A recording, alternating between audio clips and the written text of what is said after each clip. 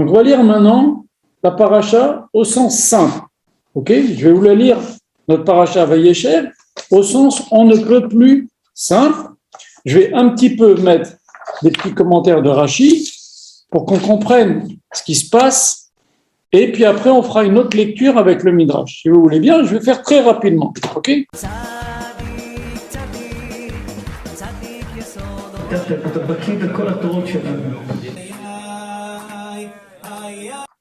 Donc, au début, la paracha nous dit que voici la descendance de Yaakov, c'est Yosef, parce qu'en vérité, toute l'histoire va commencer avec Yosef, ça va être maintenant, les frères vont le vendre, il va se retrouver en Égypte, et là, après, tous les Bnei Israël vont descendre en Égypte, c'est tout le livre de Shemot. Et la Torah nous dit quelque chose d'extraordinaire, que Yosef, qui était Roé et Echav Batson, il tenait compagnie à ses frères, en particulier les fils des servantes. Vous savez qu'Yaakov a eu 4 enfants, 4 femmes, Rachel et Léa qui étaient des femmes principales, et Bila qui était la servante de Rachel, il a eu 2 enfants avec elle, et Zilpa qui était la servante de Léa, il a eu 2 enfants avec elle. Et donc, Yosef fréquentait particulièrement les fils des servantes. Voilà. Veunahar et Bene Bila, ce que nous dit la paracha, Bet Bene Zilpa, les fils des servantes, il y avait Yosef et des Batam. Maintenant, Yosef rapportait à son père ce que faisaient les fils de Léa, Israël Avat Yosef. Et la Torah nous raconte encore autre chose, que Israël Yaakov Avinu aimait Yosef, Mikol Banav, plus que tous les enfants. C'est extrêmement grave. Ok? Qui Ben Zekuni Moulo, car c'est l'enfant de ça qu'il a eu sur le tard. On peut dire aussi que c'est l'enfant qui va le nourrir quand il sera vieux, quand il va descendre en Égypte pendant 17 ans. Les 17 ans qu'il a eu de bonheur ici, avant que Yosef ne soit vendu, il va les retrouver 17 ans. Quand il va descendre en Égypte, il va rester 17 ans et c'est Yosef qui va l'entretenir. Vous, Asalo, qui est honnête passé, mais il a fait un avis particulier. On va voir tout ça après. Déjà, je fais une lecture simplissime. Ok? Le pshat. Je ne vais même pas vous dire Rashi pour l'instant, on verra dans une deuxième lecture. Les frères, les fils de Léa ont vu que Yaakov préférait Yosef, Mikol Echav, c'est parmi tous les frères, Sinu Oto, ils l'ont haï, Velo Yachlou Dabro les Shalom, ils n'ont pas pu lui parler amicalement, sympathiquement. Vayachalom Yosef Chalom. Yosef a fait un rêve, il a raconté à ses frères, Yosifu Otsono Oto, il a encore plus haï. Et voilà qu'Yosef, il fait un rêve et il le raconte à ses frères et il leur dit Shimuna Chalam Azeh Shechalamti. Écoutez le rêve que j'ai fait.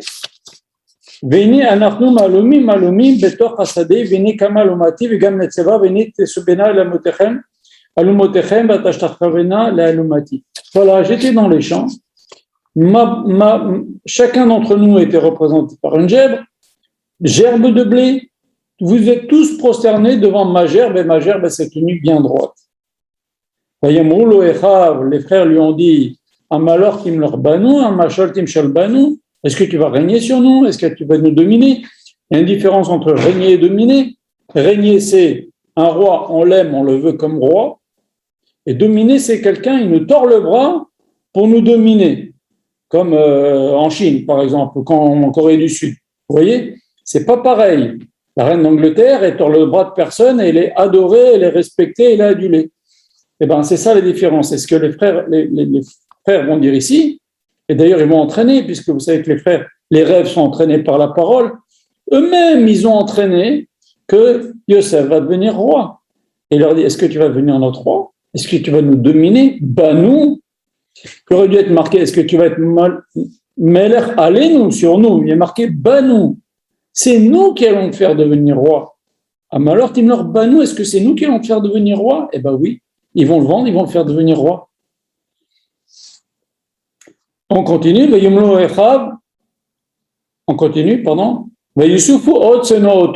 ils ont continué à le haïr, Al-Khalmotav, à cause de ses rêves au pluriel. Il a raconté qu'un seul rêve. C'est quoi ses rêves? Valdevarav, à cause de ses paroles. C'est quoi ses paroles? Stam parce qu'il a raconté. On va voir dans une deuxième lecture. D'accord? Et voici que Yosef a un deuxième rêve. Voilà,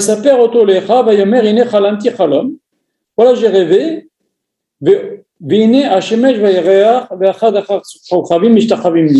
Voilà, il y avait le soleil, il y avait la lune et 11 étoiles qui se prosternent devant moi.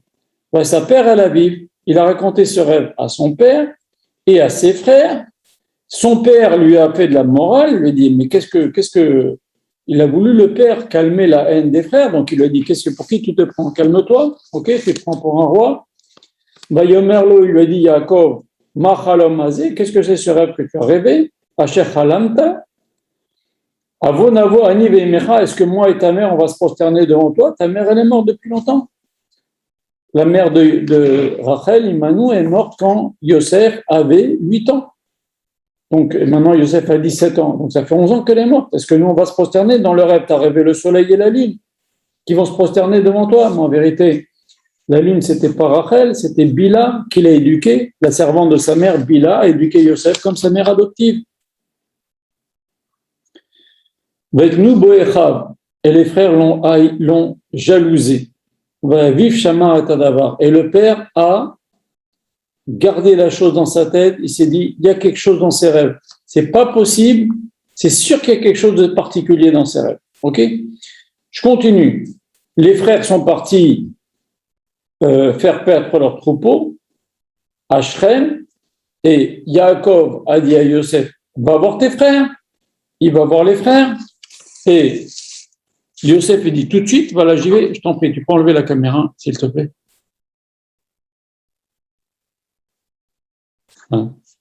Et donc, Yaakov dit à Yosef, va voir tes frères.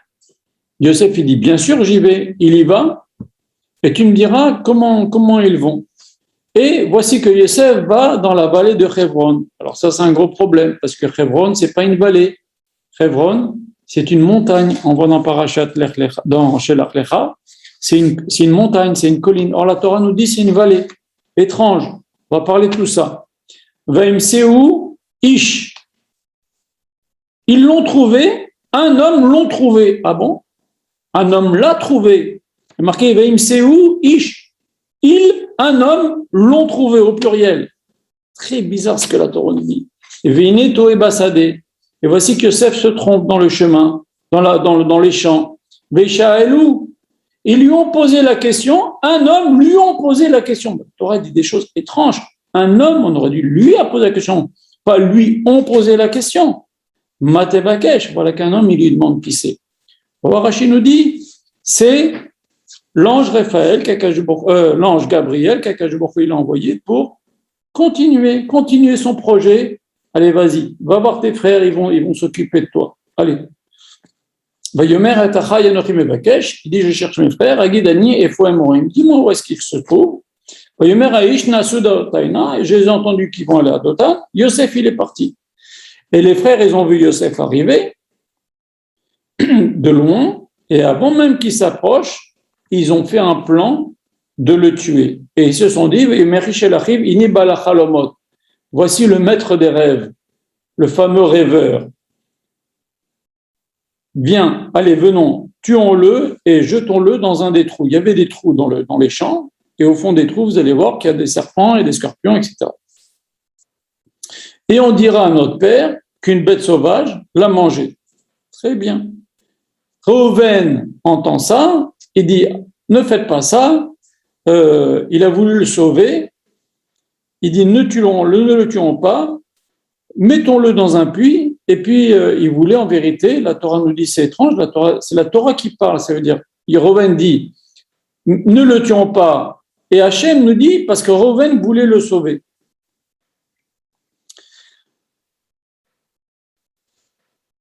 Et quand Yosef est venu chez ses frères, ils lui ont enlevé cette tunique, cette fameuse tunique que son frère avait mis comme protection. On va parler de tout ça. Et la Torah nous dit quelque chose d'étrange. Ils ont enlevé sa kétonnette, et kétonnette tapassim. On parle de 2 kétonnettes. En fait, ils l'ont enlevé. Il avait un vêtement comme un tricot, et par-dessus, il avait la tunique de son père. Ils l'ont enlevé par la tunique du dessous, comme ça, ils lui ont enlevé les deux en même temps. Le fameux Rashi, Ils l'ont mis dans un puits vide dans lequel il n'y a pas d'eau. Ben, évidemment, s'il est vide, il n'y a pas d'eau. Mais Rachid dit, il n'y a pas d'eau, ok, mais il y a autre chose. Il y a des serpents et des scorpions. Après, il y a marqué, les frères, ils se sont assis pour manger du pain. Pourquoi on nous raconte qu'ils mangent du pain? Qu'est-ce qu'on en a à faire? Chaque petit détail. Pourquoi la Torah nous raconte qu'ils mangent du pain? Mais ils ont vu des Ishmaélim, des Midianim, ils vont venir, ils vont sortir Yosef, des Midianim, ils vont sortir Yosef, ils vont le vendre à des commerçants, qui vont le vendre à des Ishmaélim, ils vont descendre en Égypte. Je vous ai fait le pshat. Ok, le sens le plus simple. On va aller un petit peu plus loin maintenant. Ça, c'était pour les gens qui connaissent peut-être pas dans le détail. Ok? On va refaire une autre lecture avec votre permission. Donc, il était Roet Echav Batson, Beunahar, c'était un jeune homme et qui tenait compagnie au fils de Béné Bila et Zilpa, au fils des servantes. Rachid nous dit quelque chose d'incroyable. Il nous dit Vzemaasé Naharot. Qu'est-ce qu'il faisait? Il s'arrangeait les cheveux, il se faisait bien pour être beau comme ça, pour paraître bien. Ok? Et il voyait que les fils de Léa traitaient, entre guillemets, c'était son interprétation, et traitaient les fils de Bila et de Zilpa de servantes. Donc lui, il s'approchait des fils de Bila et de Zilpa pour leur remonter un peu le moral et leur dire « Ça va, je suis votre copain, vous faites partie de la famille. » Très bien. Et il rapportait à son père, Edi Batam Ra'a, vous savez ce qu'il leur disait? Il disait, les fils de Léa, ils mangent d'un membre d'un animal vivant. Je les ai vus, il disait, je les ai vus. Ils ont coupé un membre d'un animal vivant et ils l'ont mangé. C'est interdit même pour un non-juif. On doit tuer la bête, après on mange, après on coupe, après on mange. Mais lui, il les a vus. Il disait aussi qu'il les a vus parler avec des femmes. Il parlait avec des femmes. Il parlait avec les fils de Léa, il parlait avec des femmes. Ok? Et troisième chose, qu'est-ce qu'il disait? Il disait il rapportait à son père que les fils de Léa traitaient les fils des servantes, et ben voilà, vous êtes des esclaves. Ok? Il leur parlait mal. Ça, c'est ce que nous dit le texte. Mais Rachid nous dit que sur les trois choses, il va payer Yosef. Quand il a dit que les fils de Léa mangeaient du membre d'un animal vivant, on voit que c'est pas vrai. Pourquoi? Parce que quand ils vont tremper la tunique dans le sang, ils vont dire à Yaakov, je vous ai pas lu ce passage, mais après ils vont tremper la tunique. Quand ils vont vendre Yosef, ils vont prendre la tunique de Yosef, ils vont la tremper dans le sang, ils vont la déchirer avec des épées, avec des lances pour faire croire que c'est une bête qui a mordu dedans. Et ils ont dit à son père, voilà papa, est-ce que tu reconnais la tunique? Et Yaakov va s'endeuiller, il va vraiment croire que qu'une bête a mangé Yosef. Et ils vont essayer de le consoler, il va être inconsolable. Voilà. Ça, c'est la suite du sens simple. On va y arriver. Ok? Je vous fais tout ça parce que vous allez voir, c'est quoi Alila? On va avoir une succession d'erreurs inimaginables. Déjà, on en a vu quelques-unes. Yosef qui interprète mal. Ils disent, tiens, il mange Verminacha, il mange d'un membre d'un animal vivant. Alors, il y a plusieurs explications. Une des explications, c'est que, vous savez que quand, par exemple, on fait la shrita d'une vache et à l'intérieur, il y a un petit veau, elle est enceinte.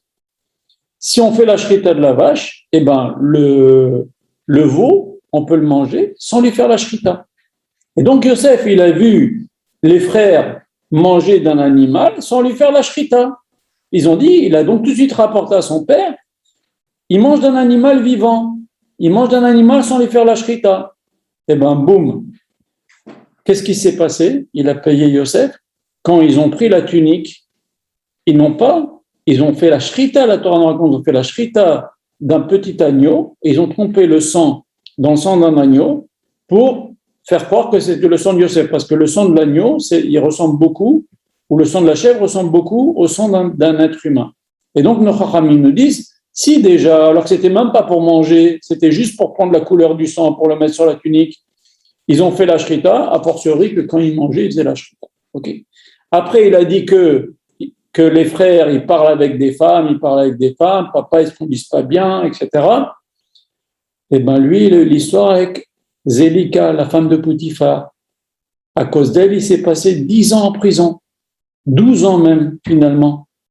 Et troisième chose, il les a traités de servantes. Il disait à son père, papa, les fils de Léa traitent les fils de Zilpa et de Bila de servants. Et bien, il y a marqué, les Veninkar Yosef. Yosef a été vendu comme esclave. Sur les trois choses, il a payé. Mais ce n'est pas fini. Parce que Yosef, il a mal interprété. Et on va voir que les erreurs ne s'arrêtent pas là. Il y a marqué, Israël avat Yosef Mikol Banav. Voilà que Yosef, il fait une préférence claire. Claire. Tout le monde voit que Yaakov fait une préférence claire.